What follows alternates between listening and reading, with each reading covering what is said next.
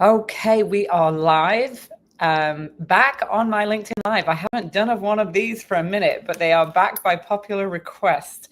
My name is April Sobral. I am the founder of the Positive Leadership Academy and host of the Positive Effect podcast. And we first went live on LinkedIn over 5 years ago now, and it's like been a joy to interview and meet such incredible women, men, leaders, just movers and shakers doing really amazing things in the world. And so I'm really excited today, Melissa, to have this conversation with you. Can I call you Melissa, or is it Dr. Melissa? Can I call you Melissa? Oh, Melissa's fine. Okay, amazing. Awesome. So we'll jump right in. And if there's anybody joining in the chat, I'm just going to say this. Please put your name, where you're joining in from. If anything comes up through the conversation that is like an aha moment or ignites or sparks that, I don't know, a thought, please share it. Me and Melissa will go back and have a read afterwards and definitely make some comments. And share this in your feed if you find this afterwards. Sharing is caring. I always say that. So share it in your feed, tag somebody that you think will benefit from this conversation. And I think there'll be a lot of people that will benefit from this conversation. I love talking to authors about leadership because it's my jam.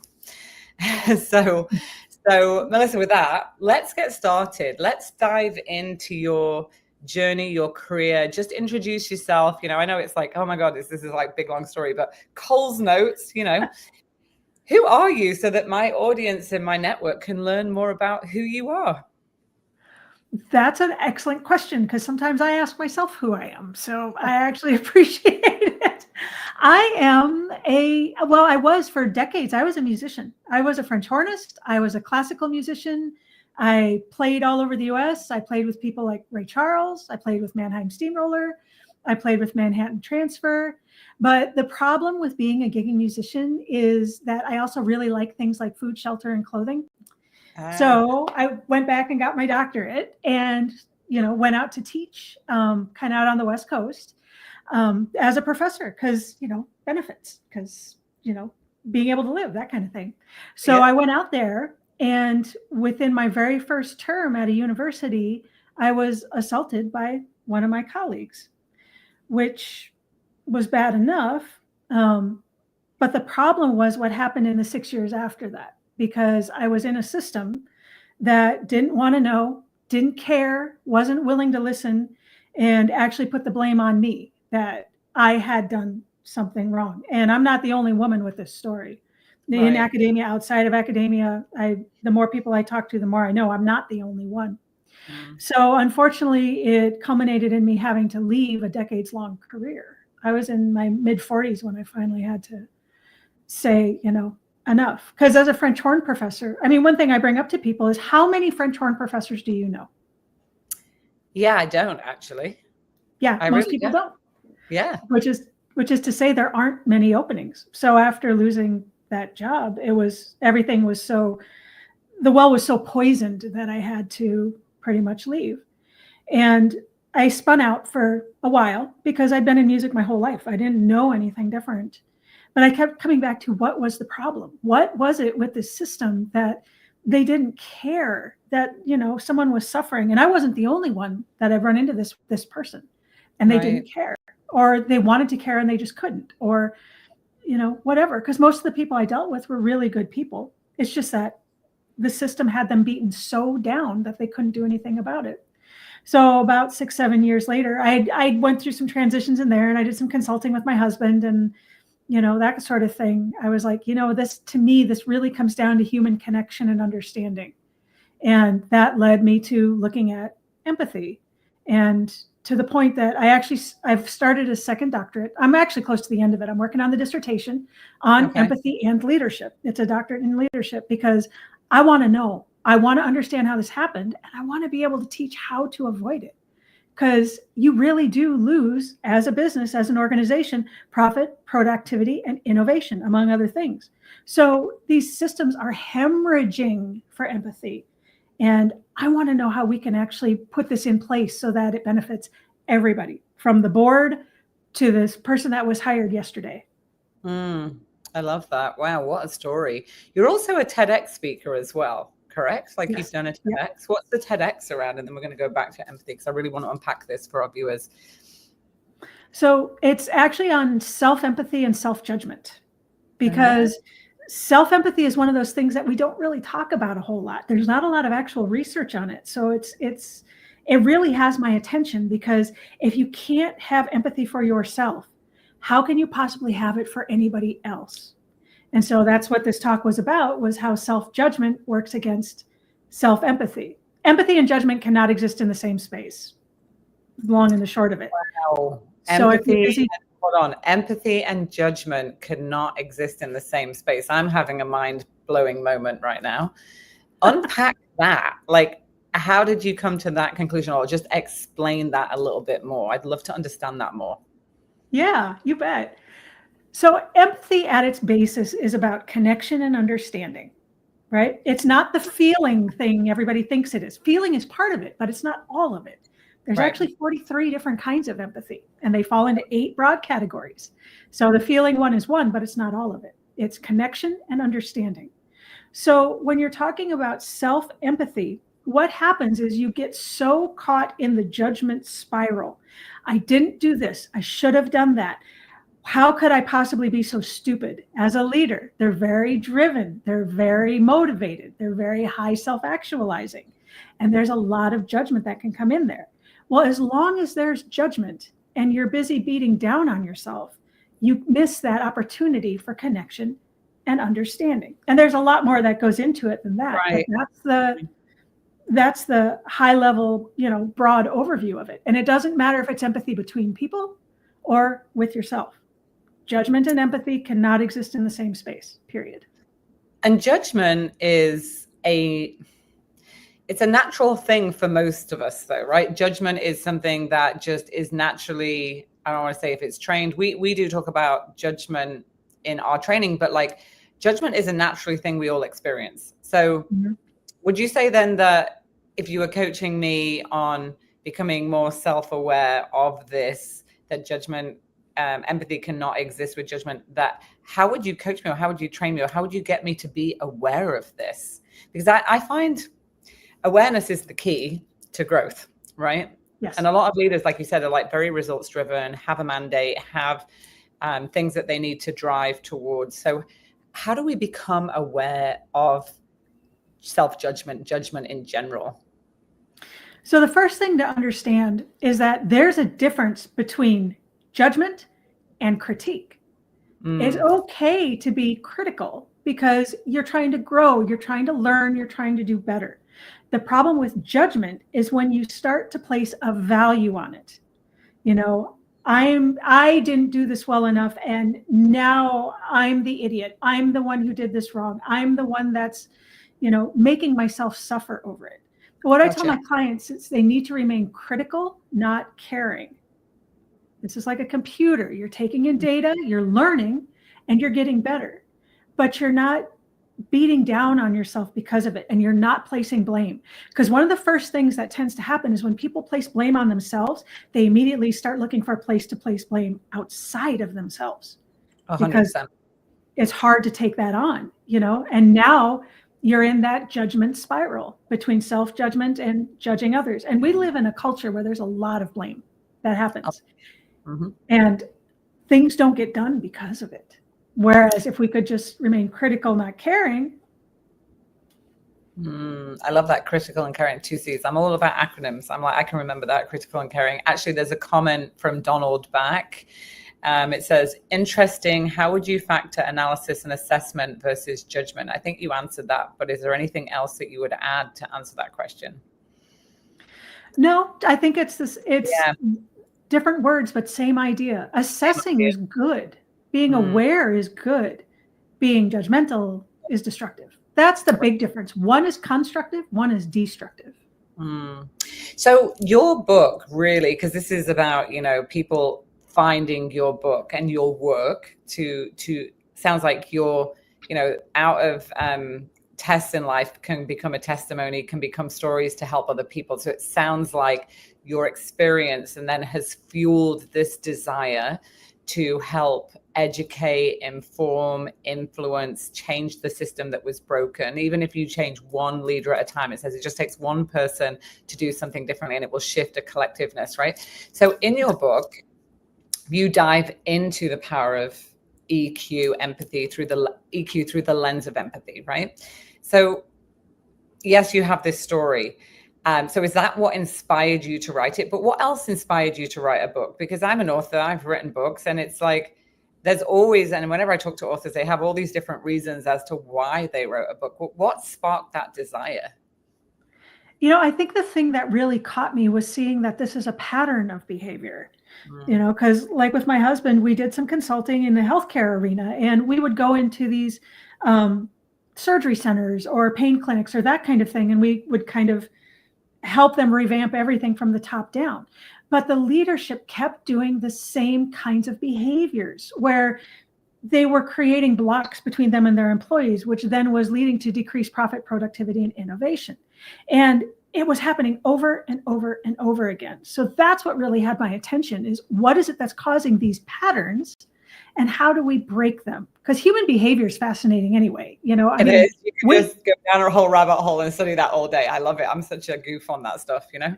Yeah, me too. And I mean, we're really weird. The human race is weird. We do bizarre things that work against ourselves all the time. And I really just wanted to understand it. It started out coming from a personal place, but then the more I was in this and the more I'm watching these patterns and the more I'm seeing that it's detrimental to the people doing them, the more I was like, we really need to, this is a very basic human thing, connection and understanding. Why have we not figured this out yet? What's the one thing that you hope people take away from this book?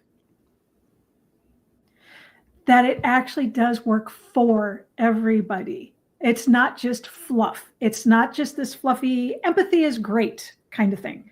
Because I do see a lot of that out in the blogosphere, right? Where they're like, well, just use empathy. Well, great. How do I do it? Well, I don't know. Just go have empathy. All right. How do I bring that to an organization? I don't know. Just go do it. Well, that's fluffy. That's not results oriented. That's not data driven. That isn't a skill that we can use.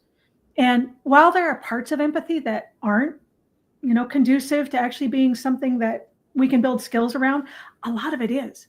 And if we use it and if we learn it, we do drive profit, productivity, and innovation, among other things.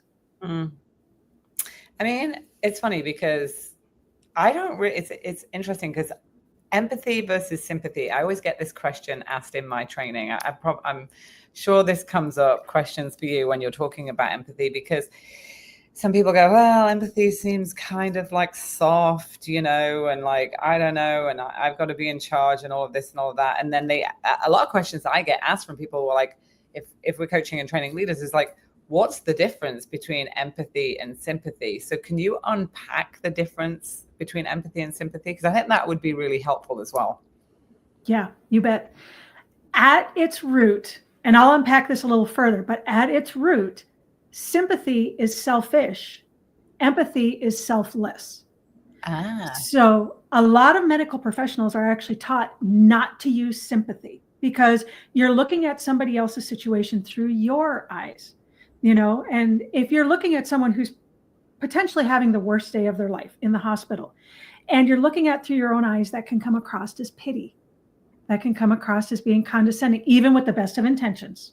Right. You know, it's not that anybody's malintended. It's just, this is how it comes across because you're seeing it through your lens. Whereas with empathy, it's what Brene Brown calls being in the suck. You are just in that suck with them. There is no action. You are not taking responsibility. You are not trying to help them. You're not actually doing anything. You're just there, and you've stepped out of your bubble and into theirs. So you're seeing it through their eyes.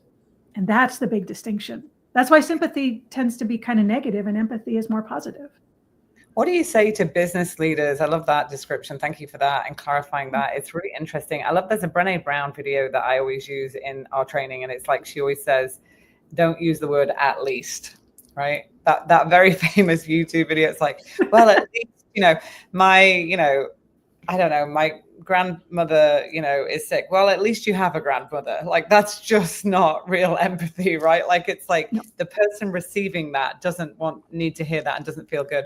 But if you at least say, how can I support you in this moment, feel better, or what do you need? That can sound a lot different, right? What do you say to business leaders that don't see a case for doing empathy training within their teams? Well, I would first ask what the case is to not have it. Because if you want probably the most basic way of connecting with humans, whether it's your customers, whether it's your employees, whether it's your board, empathy is the way to do it. So why would you not want to have that kind of connection? I mean, especially in the age where we're losing more and more connection through AI, through big data, through technology, potentially through remote work, depending on how it's handled. Those who can actually get a hold of it have an advantage. So why would you not want to do it? Yeah, it's interesting because ROI of leadership training and development is a very subjective conversation with people, I find, because we talk to leaders all day about this, but I always say there's a term that I learned from somebody, and it was another author who had written a book, and she said, well, we just talk about return on compensation, like, because everybody always asks me, what's the return on investment of buying books or reading and learning about this and then doing the training on it? And she said, flip that switch and say return on compensation, because as a business owner, you pay people's salaries every day, and people's performance is based on how they feel about their leader and who they work for, and the training and the development and the empathy that they receive from people in the business, because we are intrinsically motivated to work for people that see, hear, value us, right? You can't pay for that. You can't pay to turn that on. You have to, as a leader, learn how to cultivate that with people. And she said, just talk about return on compensation. You're paying X amount of dollars for people to show up to work. And if that leader doesn't have these skills and can't influence the best out of people, you're not getting the maximum payback on your compensation. So do you want to spend this much money and only get 50% of it back? And I find that a very easy way for business leaders to understand. So that's what we do now when we talk about training and development. What's your return on compensation? And do you want to get more of your return on compensation? They go, oh yeah, that sounds, yeah, of course I do. Because we work in the retail sales business. But so interesting. I've got a question from David Moss. Hi, David. Good to see you here. Haven't seen you for a while. He is a retail leader in our network. And it says, looking forward to checking out your book. So it looks like he's going to grab it for a team. I always say, don't just buy one, buy 10 or 20. Share the message. And it says, question, how do you or would you measure what too much empathy could look like? That's a great question. Is there too much empathy? How do you measure that? I don't think there is. And here's why. It's because just because you have empathy doesn't mean you don't have boundaries or that you're being soft or gullible. So people, and I'm not sure if this is what David means or not, so please correct me if I'm wrong, but people get this idea that you can be too soft, or you can give too much, or it can, you end up leaving behind the business in order to give this empathy. And that's not the case at all, because you still have a business to run. That's why for a lot of my clients, I talk to them about cognitive empathy, which means I logically understand what you feel. I logically understand what's going on, but I don't feel it because I still have to make these hard decisions. Having empathy doesn't mean you don't have to make hard decisions or you don't have to run a business, but it does mean that you understand the human to human understanding and connection and the implications that these decisions might have. So it creates kind of a different paradigm. And one thing I'd like to add on too before I forget, because you were talking about returning compensation. Society of Human Resource Management says that you lose 90 to 200% of an employee's wages when they leave. So the attrition alone, I'll just add that on and then we can keep going. Yeah, no, it's such, and I think that's an important, any statistics that you can throw in there. I think it's so important because it really is, doing leadership training and development, it is so critical and essential for people to be successful. And I think where people go wrong with the thought of too much empathy is the lack of skill on how to have an accountability conversation. That's what I find when I'm doing training. So I think you can never have enough empathy, but you also need to build that muscle of what an accountability conversation looks like, and put it in a framework that's logical, that people can kind of like digest, just like a coaching framework. Because when you do that, it becomes a process. And it's not like nobody likes conflict, right? So everybody kind of avoids it. So that there's this association with like, well, I'm being too empathetic. I don't want to be confrontational. But if you actually have an accountability framework and a structure of how to have a conversation, that kind of goes out the window. And when it's done right, that's what I find. I mean, I've been training and coaching leaders for a very long time. So that's what I see is the biggest thing is like people just want to avoid conflict at all cost. So they don't want to have those conversations, You said that there was so many, how many empathies did you say there was? I've never heard that before. So according to kind of the research that's out there, because empathy as a thing didn't actually exist before like the 1900s. Like we didn't think of it as empathy. It was more thought of as like pity. So because of that, and because it has roots in neurobiology, in biology, in philosophy, in psychology, there's a lot of different bits and pieces that go. It's a massive topic. It's more than people really realize. So when one researcher actually took a look at this and tried to break it down just over the last century, he came up with 43 different kinds of empathy over this time that fell into this category, which then fell into 8 broad categories. So, and the ones I really focus on for leadership are emotional empathy, because it is a thing. It's part of it. Cognitive empathy, which is the logical one we were talking about, and self-empathy. Okay, those 3. And so as a leader, if I was reading your book, I could dive more into these 3 types of empathy. Right. Those are the only 3 I really cover in the book, other than to say, there's this many, this is a really broad topic. If you want more, there's resources in the back of the book if you want to keep reading. Otherwise, these are the 3 we're going to look at. Okay, great. So the 3, is there a trend that you see in most leaders out of those 3 that potentially is a blocker for them to engage with their team's drive results? Or is it like a combination of all 3? Or is it like, well, if you really get this one right, the other ones will come along with it? Or is it not that? Is it not that? Are they related? Or like, is there a common theme where this is the number 1 that just blocks performance and connection? The big one I see missing is self-empathy. Interesting. Most leaders are very driven, and they want to do well by their people, and they want to do well by their organization. And because of that, because the way I think self-empathy is structured, you have to start with self-reflection, which leads to self-awareness, which then leads to self-empathy. And this takes time and work, and sometimes it's uncomfortable, and sometimes it can be dirty work. You know. Oh, I know. Yeah, we do a lot of self-reflection. I love a good self-reflection question. I really do. But it's definitely what I see when we're doing trainings and we offer up people self-reflection questions. Some people are like, oh, this is great.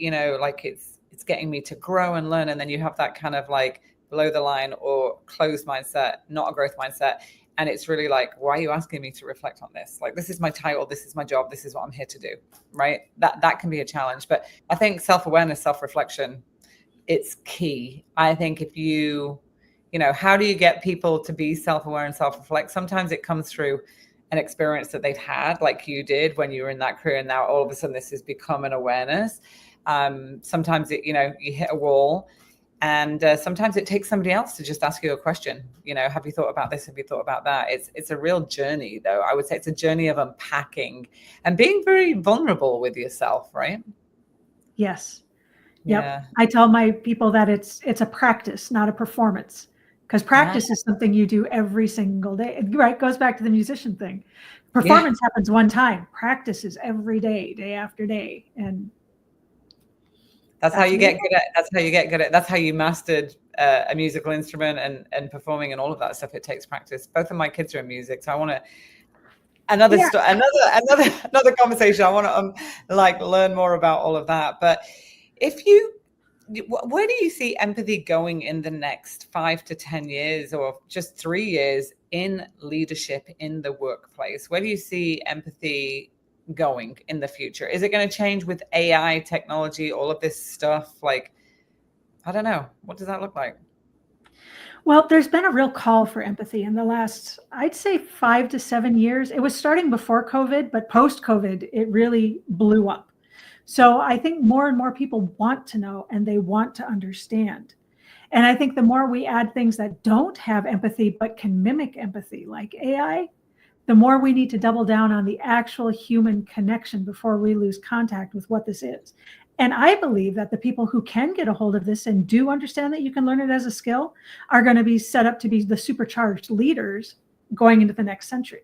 The ones that insist on holding on to this command and control style, and that don't want to know, and there's no emotion in the workplace, and we're going to let AI take care of all of it, they're going to end up behind. They're not going to see it. And all of a sudden, the landscape will have changed, and they're not going to know when it happened. It's so true. And I think that if you're an executive coming across this live, or anybody really, and, sharing and tagging people, I always like taking things into like real practical terms, right? Because I used to sit in executive meetings when I was an executive in a retailer. And I remember having a HR leader in that room once who asked the whole executive team this. She said, if we don't have culture on our strategy or our pillars that we're working on, and we're not actively talking about that in these senior leadership meetings every week, as along with results and profit and loss and all of that, she said, you have a culture, we do, but it might just not be the one we want, because everybody has a culture, but it's whether you're intentionally working on it or not. So, and that just always stuck with me. I'm like, yeah, we have one. It's just, is it the one we want? Right? Because we have one anyway by osmosis, because when people come together, culture forms. So what can leaders do practically to talk about empathy and these 3 empathies that you share more in detail about the book in a weekly meeting or a conference call or, an offsite? Like, how could they bring this in a practical way? So I think you make a good point that culture is forming all the time, whether they mean to or not. It's shared values, it's shared mission, it's shared everything. So one of the best things they can do is walk the talk. People, for lack of a better term, as a leader, you are always on stage. Someone is watching, someone is listening. And if you lead by example, you're going to have a much better chance of actually cementing this into the culture than just talking about it. If people see you acting in this way and then you want to talk about it, perfect. But start by showing up and walking the talk. This is what empathic leadership looks like. Let me show you. Right. I wholeheartedly agree with that. It's like children, right? They don't do what you tell them to do. They do what you watch them do. I'm living it now with my grown-up children. I'm like, maybe they got that from me. There's a question that came in from Amy. Hey, Amy. So she asked, and we're coming up on time, but I do want to get these questions.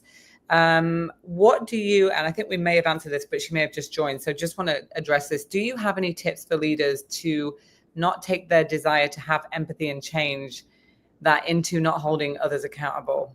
Hold on, I think I'm getting that right. Yeah. So they don't have a desire to change, and they don't hold other people accountable to it. Like, what advice could we give them? Read Dr. Melissa's book. I do actually talk about both of those things, about change and change management and empathy and the accountability piece.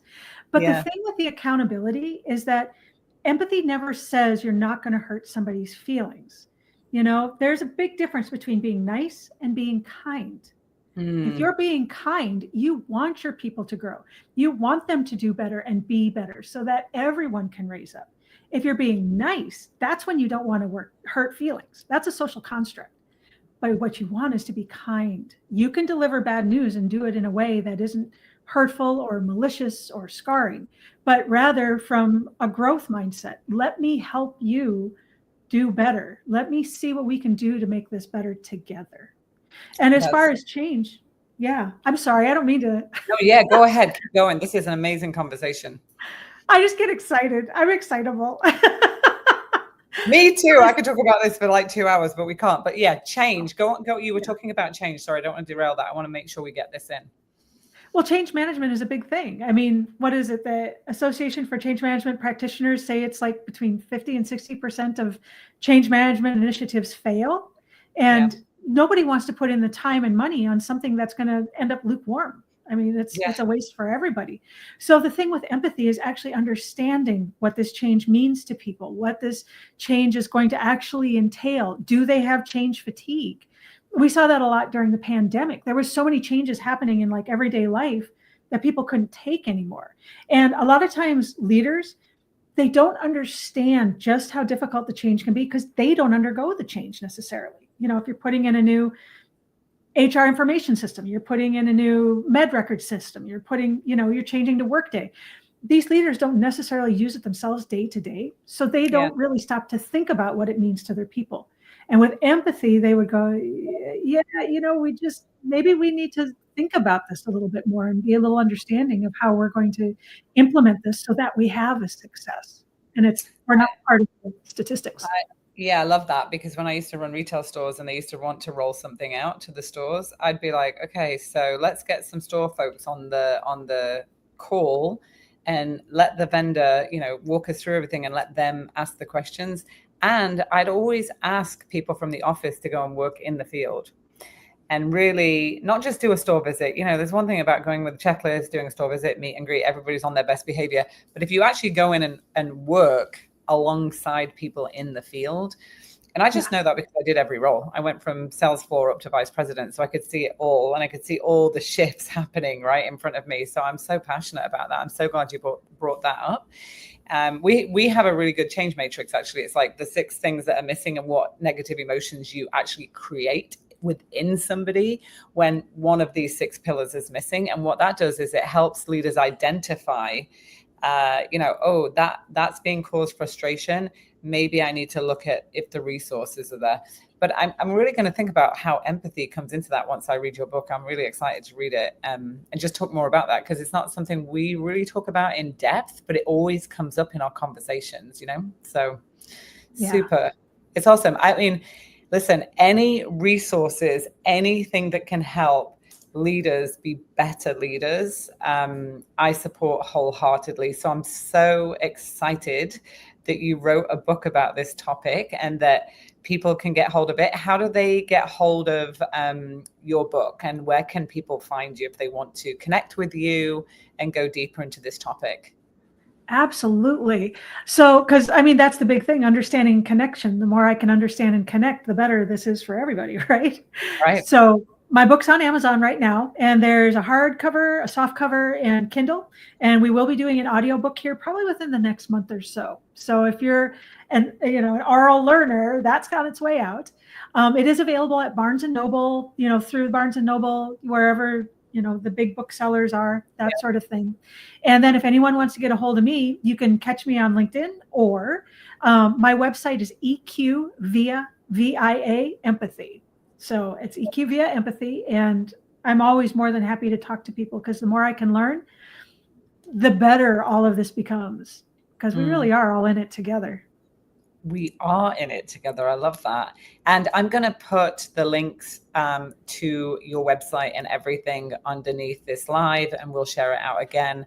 I'll also put it in my newsletter if anybody's looking for that. It'll be in the Ask April newsletter next week with our 8,000 subscribers. So we'll make sure everybody gets that.